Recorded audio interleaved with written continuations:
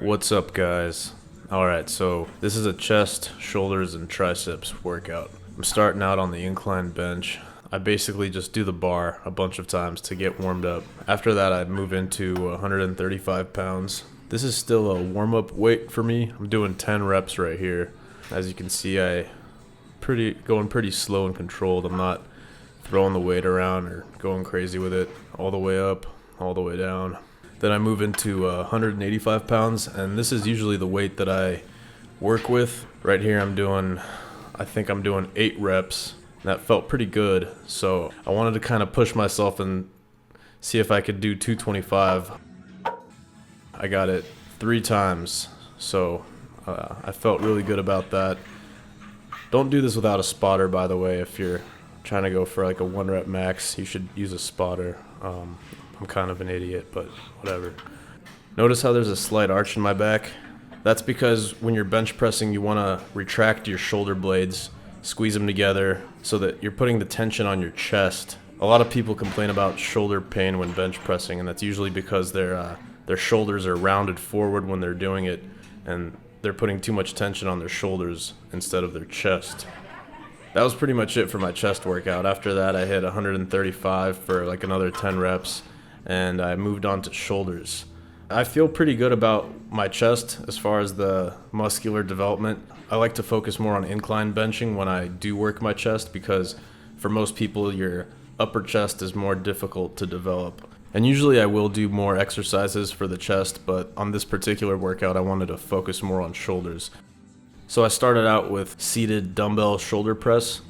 I could go heavier on these, but since I started with the bench press, that took some energy out of me, so I went with 55s. Did the first set for 10 reps, and that felt really good. By the time I hit 10, I really had to grind that last one out. Just like with the bench press, you want to try to control the weight, go all the way up, all the way down, and really just focus on the muscle that you're working. I did 2 more sets with 55 pounds, and those last 2 sets, I only got it for 8 reps. Barely got that last one. I really had to push that one. And as you can see, I'm re-racking my weights. Don't be a dick, guys. Put your weights back where they go. I fucking hate when people just throw their dumbbells all over the place. Shit's annoying, man. After that, I moved into triceps, and I started with some rope pushdowns. I think I was doing like 65 pounds. This is a great exercise for the lateral head of the tricep. I did 3 sets, I think, with 10 reps, and I just kind of combined all those sets into this one clip right here to just show it to you from a few different angles. After that, I moved into the overhead extension, which targets the long head of your tricep, which is kind of the bulk of your tricep. It's a larger portion of your arm. And I'm doing these, my elbows are a little more flared out than they should be. Whenever you're doing any kind of tricep exercises, it's better to keep your elbows in instead of flaring them out so much. You just get a better activation in your triceps that way. Then I went back to a shoulder exercise. I did some lateral raises to target the side delts. The seated shoulder presses I did earlier focused more on the front delts. And like I said, I'm really trying to focus on building up my shoulders. Hitting your side delts is really important if you want to have that look of width to you. That weight felt a little too heavy for me though. I was getting kind of tired by that point. So I dropped it down from 30-pound dumbbells to some 25s. And I did a drop set with this, meaning that I did my set, and then immediately after I did the last rep, I grabbed some lighter dumbbells. These were 12.5 pounds, and then I basically just went to failure. And I did that, I think 2 or 3 more times. I did another exercise for the side delts, and these are single arm lateral cable raises. And then finally I ended my workout with some reverse flies on the pec deck machine.